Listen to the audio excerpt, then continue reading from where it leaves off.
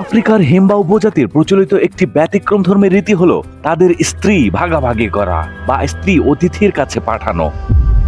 কোনো পর্যটক সেখানে ভিজিট করলেই এই ধরনের সুযোগ পেয়ে যাবে। ইউটিউবে এরকম শত শত ভিডিও আছে, তারা বলছে এরকম কথা। এই ঘটনা কতটুকু সত্য?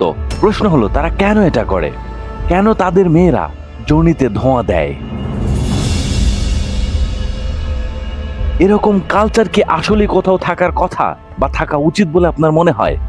আমরা আজকের ভিডিওতে সেটি জানার চেষ্টা করব, সত্যটা আসলে কি। আর সেই সাথে এই ভিন্ন ধর্মী উপজাতি সম্পর্কে সঠিকভাবে আমরা জানবো তাদের জীবনযাপন, খাবার, সংস্কৃতি, ধর্ম আর তাদের স্ত্রী ভাগাভাগি সম্পর্কে।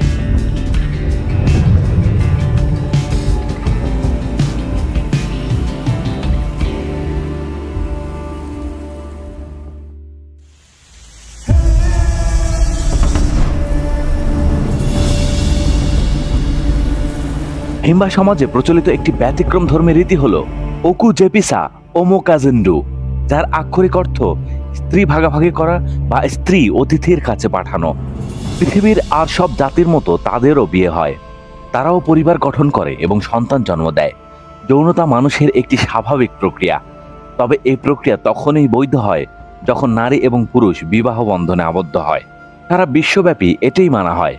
কিন্তু এই স্বাভাবিক প্রক্রিয়া অস্বাভাবিক ভয়ঙ্কর হয়ে ওঠে যখন একটি পবিত্র বন্ধন বিয়ে ছাড়া সংঘটিত হয়। হিম্বাদের নিয়ে এই কারণেই মানুষের এত কৌতূহল, কারণ তাদের বাড়িতে কোনো অতিথি এলে স্ত্রীকে সেই অতিথির কাছে রাতে শুতে দেয়, এবং শুধু শোয়া নয়, তারা চাইলে যৌন সঙ্গমে লিপ্ত হতে পারে। কিন্তু প্রশ্ন হলো, এটা কি সত্যি? আসলেই কেমন হয়? উত্তর হলো হ্যাঁ, এটা সত্যি। কিন্তু আমরা যেমন করে ভাবি ব্যাপারটা তেমন নয়। প্রকৃতপক্ষে কেমন সেই রীতি এবং কেনই বা স্ত্রী ভাগের এই সংস্কৃতি, আমরা এর বিস্তারিত জানব। তবে তার আগে আসুন জেনে নেই হিম্বাদের পরিচয়। হিম্বা উপজাতি হচ্ছে আফ্রিকার দক্ষিণ পশ্চিম অংশে অবস্থিত নামিবিয়া রাষ্ট্রের একটি আদিবাসী গোষ্ঠী। এদের মূল বসতি দেশটির উত্তর পশ্চিমাঞ্চলের কুনেনে অঞ্চল, যা উপশহরকে কেন্দ্র করে বিস্তৃত। এই এলাকা অ্যাঙ্গোলা সীমান্তের খুব কাছাকাছি এবং এটি মূলত একটি আধা শুষ্ক মরুভূমি অঞ্চল। হিম্বারা মূলত হেরেরো জাতিগোষ্ঠীর শাখা। অনেক শতাব্দী আগেই তারা হেরেরোদের থেকে আলাদা হয়ে নিজেদের পৃথক সংস্কৃতি ও জীবনধারা গড়ে তোলে। তাদের ভাষা ওটিজিহিম্বা, যা বান্টু ভাষার একটি উপভাষা। এদের জীবন মূলত নির্ভর করে গবাদি পশুর উপর, বিশেষ করে গরু এবং ছাগলের। হিম্বারা গবাদি পশুকে শুধু খাদ্য নয়, বরং সামাজিক ও ধর্মীয় দৃষ্টিকোণ থেকেও অত্যন্ত গুরুত্বপূর্ণ মনে করে। একজন হিম্বা পরিবারের সম্মান, মর্যাদা ও সামাজিক অবস্থান নির্ধারিত হয় তার গবাদি পশুর সংখ্যার উপর ভিত্তি করে। এই সম্প্রদায়ের জনসংখ্যা আনুমানিক 50,000 থেকে 55,000-এর মধ্যে। যদিও এরা আধুনিক প্রযুক্তি থেকে অনেকটাই বিচ্ছিন্ন, তবুও বিগত কয়েক দশকে কিছু হিম্বা যুবক শহরে গিয়ে লেখাপড়া করেছে, আবার কেউ কেউ পর্যটন ব্যবসার সঙ্গে যুক্ত হয়েছে। তবে আজও হিম্বাদের অধিকাংশ সদস্য নিজেদের ঐতিহ্য ধরে রেখেছে। পোশাক, খাদ্যাভ্যাস, ঘরবাড়ি, ধর্মীয় আচার এবং সমাজ ব্যবস্থা সবকিছুতেই তারা বহির্বিশ্ব থেকে আলাদা। হিম্বা জনগোষ্ঠীর খাবার মূলত নির্ভর করে গবাদি পশু, মৌসুমী ফল এবং সংগ্রহ করা প্রাকৃতিক উপাদানের উপর। যেহেতু তারা একটি আধা যাযাবর সম্প্রদায় এবং বসবাস করে একটি শুষ্ক প্রায় মরুভূমির মতো অঞ্চলে, তাই তাদের খাদ্য তালিকা খুব বৈচিত্র্যময় না হলেও পরিবেশের সঙ্গে খাপ খাইয়ে নেওয়া এবং টিকে থাকার জন্য যথেষ্ট কার্যকর। গরু ও ছাগলের দুধ তাদের খাদ্য সংস্কৃতির কেন্দ্রবিন্দু। হিম্বারা কাঁচা দুধ, টক দুধ এবং কখনো কখনো ঘন করে দুধ রান্না করেও খায়। খাবারে প্রোটিনের ঘাটতি পূরণ করতে হিম্বারা মাঝে মধ্যে জীবন্ত গরুর ঘাড়ের ধমনী থেকে কিছুটা রক্ত সংগ্রহ করে এবং সেটা দুধের সঙ্গে মিশিয়ে খায়। এই প্রথা অনেকটা পূর্ব আফ্রিকার মাসাই সম্প্রদায়ের মতোই। রক্ত সংগ্রহের পরে গরুর অবস্থান শুশ্রূষা করা হয় যাতে প্রাণীটি বেঁচে থাকে। যেহেতু নামিবিয়ার উত্তরাঞ্চল খুব একটা উর্বর নয়, তাই চাষাবাদ তেমন হয় না। তবে তারা বিভিন্ন প্রাকৃতিক শিকড়, বুনো ফলমূল ও গুল্ম সংগ্রহ করে। সাধারণত উৎসব বা কোনো অতিথি না এলে তারা পশু জবাই করে না। আজ এদের গ্রামে একটি উৎসব হচ্ছে, তাই তারা একটি ছাগল উৎসর্গ করবে। হিম্বাদের কাছে পশুই সব। এখানে টাকা বা ডলারের কোনো হিসাব হয় না। তারা কিন্তু ছুরি বা চাকু দিয়ে পশু জবাই করে না। তারা পশুর গলার উপর এরকম ভর দিয়ে শ্বাসরোধ করে মেরে ফেলে। তারা কেন এটা করে? কারণ তারা পশুর দেহে বেশি রক্ত পছন্দ করে। জবাই করলে রক্ত বের হয়ে চলে যায়। তারা ছাগলের ভেতরের পেটের শিরা উপশিরা নাড়ি ভুঁড়ি দেখে ভবিষ্যৎবাণী করতে পারে। একটি বিখ্যাত পুরুষ মারা যাবে, আমার মনে হচ্ছে এটা হচ্ছে প্রধানমন্ত্রী। আমি আরো দেখতে পাচ্ছি একজন মানুষ কার অ্যাক্সিডেন্টে মারা যাবে। মাংসগুলো টুকরো করে কাটা হচ্ছে। ছাগলের সমস্ত দেহাবশেষ একটি পাত্রে রান্না করা হয়। এগুলো হচ্ছে মোপানি পোকা। এদের খুব পছন্দ। মোপানি গাছ থেকে পোকাগুলো সংগ্রহ করে তারা রোদে শুকাতে দেয়। তারা এভাবেই পোকা খেতে পছন্দ করে। এই মোপানি পোকা তাদের অনেকটাই প্রোটিনের ঘাটতি পূরণ করে। তারা এই পোকা মাঝে মাঝে সিদ্ধ করে এবং তাদের আটার মতো খাবার, এর নাম পরিচ, এর সাথে খায়। আর এই খাবারটি তারা ভেড়ার দুধ দিয়ে তৈরি করে, কিছুটা আমাদের পায়েসের মতো, যদিও তারা চিনি মিক্স করে না, শুধুমাত্র লবণ দিয়েই রান্না করে। গ্রামের মহিলারা দূর থেকে পানি নিয়ে আসে এবং রান্নায় ব্যবহৃত খড়ি লাকড়ি সংগ্রহ করে। তারা রান্নাবান্না করে এবং সন্তানদের লালন পালন করে। আর পুরুষদের কাজ হলো পশুপালন করা।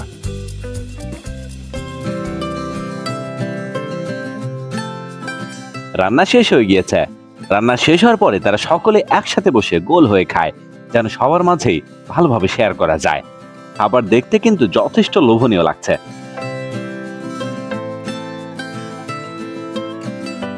তারা পশুর চামড়া দিয়ে চাদর বানায়। এখন উৎসবের সময় তারা গানের তালে তালে নাচবে, আনন্দ করবে।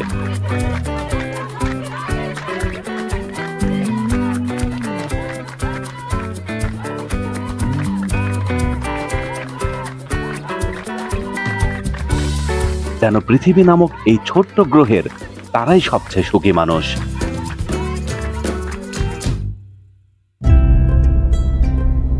হিম্বা জনগোষ্ঠীর জীবনধারা গঠিত হয়েছে তাদের পারিপার্শ্বিক পরিবেশ ও জলবায়ুর উপর ভিত্তি করে। তারা মূলত আধা যাযাবর। স্থায়ী বসতি থাকলেও প্রয়োজনে তারা গোত্রসহ ঘরবাড়ি গুটিয়ে নতুন জায়গায় চলে যায়, বিশেষ করে যখন গবাদি পশুর নতুন চারণভূমি দরকার হয়। হিম্বাদের বসতিগুলো গড়ে ওঠে ছোট ছোট গ্রাম হিসেবে, যেগুলোকে বলা হয় ক্রাল। প্রতিটি গ্রামে কয়েকটি পরিবার বসবাস করে। ঘরগুলো সাধারণত বৃত্তাকার, ছোট এবং নিচু আকৃতির হয়। এগুলো তৈরি হয় কাঠের খুঁটি, গরুর গোবর, মাটি এবং খড় ব্যবহার করে।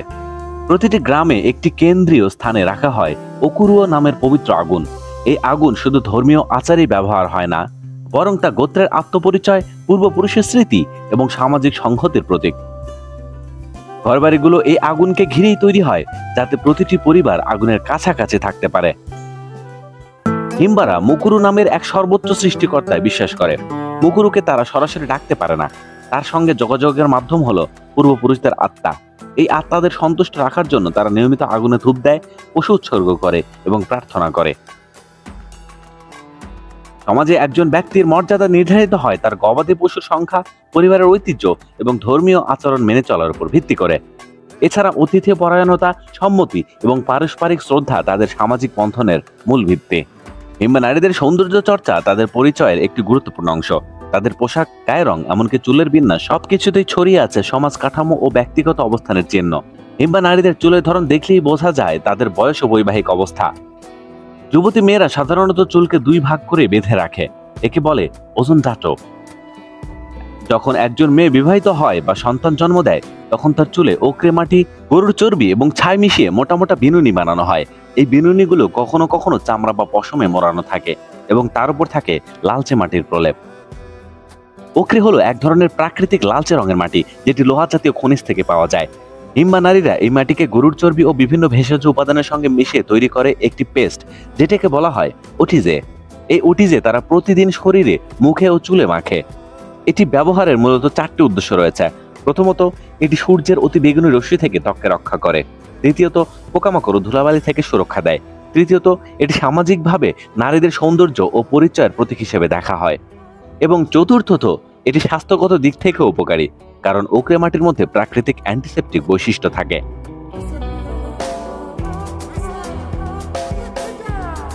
নামিবিয়ার উত্তপ্ত শুষ্ক পরিবেশে হিম্বা সম্প্রদায়ের পানির ব্যবহার অত্যন্ত সীমিত। তাদের বসবাসের এলাকাগুলোতে পানি পাওয়া কঠিন। এই কারণে হিম্বা নারীরা বিকল্প এক পদ্ধতিতে নিজেদের পরিচ্ছন্ন ও সুগন্ধি রাখে। এটি হলো ধোঁয়ার মাধ্যমে। হিম্বা নারীরা সুগন্ধি গুল্ম পাতা, যেমন কমিফোরা জাতীয় গাছের ছাল ও শিকড় ছোট মাটির পাত্রে আগুনের উপর রেখে ধোঁয়া তৈরি করে। এরপর তারা সেই ধোঁয়ার উপরে বসে থাকে, অনেকটা স্টিম বাথের মতো। এই পদ্ধতিতে শরীর থেকে ঘামের গন্ধ দূর হয় এবং ধোঁয়ার সঙ্গে থাকা ভেষজ উপাদান ত্বকে শোষিত হয়। এই ধোঁয়া শুধু শরীরের বাইরের অংশে সীমাবদ্ধ নয়, নারীরা তাদের অন্তর্বাস সরিয়ে ধোঁয়ার মধ্যেই বসে থাকে। এটি তারা করে যোনি অঞ্চলে জীবাণু প্রতিরোধ ও দুর্গন্ধ দূর করার জন্য। তাদের বিশ্বাস অনুযায়ী এটি যৌন স্বাস্থ্য ভালো রাখে, সংক্রমণ প্রতিরোধে সহায়তা করে এবং সন্তান ধারণে সহায়তা করে।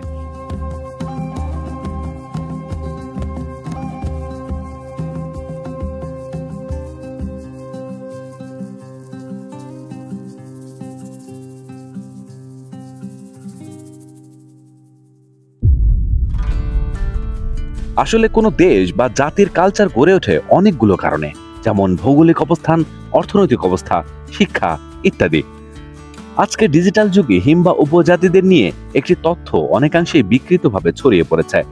সোশ্যাল মিডিয়া বা ইউটিউব ভিডিওতে অনেক সময় এমন দাবি করা হয় যে হিম্বা পুরুষরা তাদের স্ত্রীদের পর্যটকদের কাছে এক রাতের জন্য দিয়ে দেয়।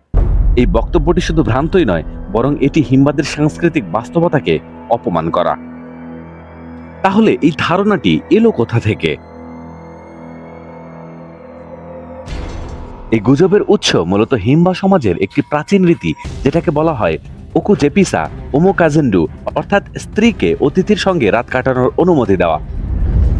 তবে এই রীতি পর্যটকদের উদ্দেশ্য নয়, বরং গোত্র বা সম্প্রদায়ের মধ্যে ঘনিষ্ঠতার প্রতীক। আর এটি শুধুমাত্র সম্মোদিত হয়, জোরপূর্বক কিছু নয়। হিম্বা সংস্কৃতিতে কোনো ঘনিষ্ঠ বন্ধু বা গুরুত্বপূর্ণ আত্মীয় দূর থেকে বেড়াতে এলে বাড়ির পুরুষ সদস্য তার স্ত্রীকে এক রাতে অতিথির সঙ্গ দেওয়ার প্রস্তাব দিতে পারে, কিন্তু এটাও নির্ভর করে স্ত্রীর সম্মতির ওপর। এটি সম্পূর্ণ স্বেচ্ছাসেবী এবং তাতে কোনো বাধ্যবাধকতা নেই। এই প্রথার মূল উদ্দেশ্য যৌনতা নয়, বরং সম্মান, আতিথেয়তা এবং পারস্পরিক আস্থা প্রকাশ করা। তবে এই অনুমতি দেওয়ার ক্ষেত্রে দুটি বিষয় অপরিহার্য। প্রথমত, স্ত্রীকে জোর করা হয় না, তিনি চাইলে তবেই তা ঘটে। দ্বিতীয়ত, এই প্রথা শুধুমাত্র হিম্বা সম্প্রদায়ের অভ্যন্তরেই ঘটে, বাইরের লোকের জন্য নয়।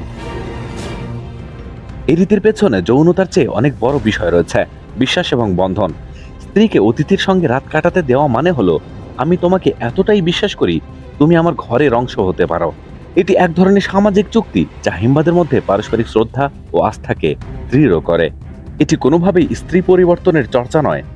এখানে স্ত্রীর স্থান থাকে অটুট এবং পুরো পারিবারিক কাঠামো একই থাকে। এই আচার নিয়মিত নয়, বরং খুব নির্দিষ্ট পরিস্থিতিতে ঘটে, যেমন কোনো গুরুত্বপূর্ণ অতিথি এলে বা কোনো বিশেষ পারিবারিক সংকেত হিসেবে। তাদের কাছে এই প্রথা নারীর অসম্মানের প্রতীক নয়, বরং নারী এখানে নিজেই সিদ্ধান্ত গ্রহণের ক্ষমতা রাখে। অনেক নারী এই প্রথাকে নিজেদের মর্যাদার অংশ মনে করে, কারণ এতে বোঝায় যে তারা সেই পুরুষের পরিবারের গুরুত্বপূর্ণ অংশ, যার মাধ্যমে অতিথিকে সর্বোচ্চ সম্মান দেখানো হচ্ছে। বর্তমানে এই রীতি অনেক ক্ষেত্রেই ম্লান হয়ে এসেছে। শিক্ষিত বা শহর প্রভাবিত হিম্বারা অনেকেই এই প্রথা আর মেনে চলে না, তবে গ্রামীণ অঞ্চলে এখনো এই রীতির চর্চা আছে, যদিও আগের তুলনায় অনেক বেশি সংযত ও সীমিত। বাইরের পর্যটকদের সঙ্গে এই রীতির কোনো সম্পর্ক নেই। হিম্বারা বিদেশি দর্শনার্থীদের সঙ্গে এমন আচরণ করে না, বরং তারা সাধারণত ভিনদেশীদের প্রতি কিছুটা রক্ষণশীল এবং সচেতন থাকে, কারণ বাইরের লোকজন তাদের সংস্কৃতিকে ভুলভাবে উপস্থাপন করতে পারে বলে তারা মনে করে। এই গুজব ছড়িয়ে দেওয়ার ফলে হিম্বা নারীরা অহেতুক লজ্জা ও বিভ্রান্তির মধ্যে পড়ে যায়। অনেক পর্যটক ভুল ধারণা নিয়ে গ্রামে যায়, যা তাদের আতিথেয়তাকেও ক্ষুণ্ণ করে। অতএব এই রীতিকে স্ত্রীদান বা স্ত্রী ভাড়া বলা একেবারেই ভুল।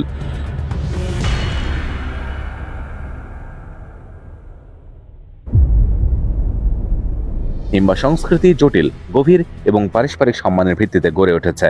বাইরের মানুষের উচিত হবে এই সংস্কৃতিকে যথাযথভাবে বোঝা এবং সম্মান জানানো। তবে তারা একটি কাজ করে, সেটা হলো বাইরের পর্যটক দেখলে তারা তাদের নিয়ম অনুযায়ী বিয়ের প্রস্তাব দিতে পারে। এটা সম্পূর্ণ নিজেদের সম্মতির উপর নির্ভর করে। আশা করি তাদের এই কালচার সম্পর্কে বুঝতে পেরেছেন। এই ভিডিওর ডিসক্রিপশনে আমরা কিছু লিঙ্ক দিয়ে দেব, আশা করি একটু রিসার্চ করে দেখবেন। একটি জাতি যেখানে আচার অনুষ্ঠান চলে প্রজন্ম ধরে এবং পারিবারিক নিয়মগুলো গড়ে উঠেছে নিজেদের পরিবেশ আর বিশ্বাসকে কেন্দ্র করে।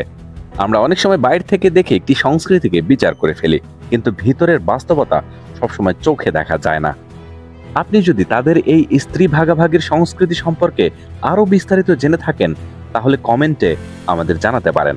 আর যদি মনে করেন পৃথিবীর নানা প্রান্তের মানুষ সম্পর্কে জানা দরকার, তাহলে আমাদের সঙ্গে থাকুন। এই ভিডিওটি যদি আপনার চিন্তা ভাবনা নতুন জানালা খুলে দেয়, তাহলে আমাদের চ্যানেল সাবস্ক্রাইব করুন। এখানে আমরা তুলে আনি সেই গল্প যেগুলো সাধারণত চোখের আড়ালে থেকে যায়। আজকের ভিডিও এ পর্যন্তই। ভালো থাকবেন সবাই।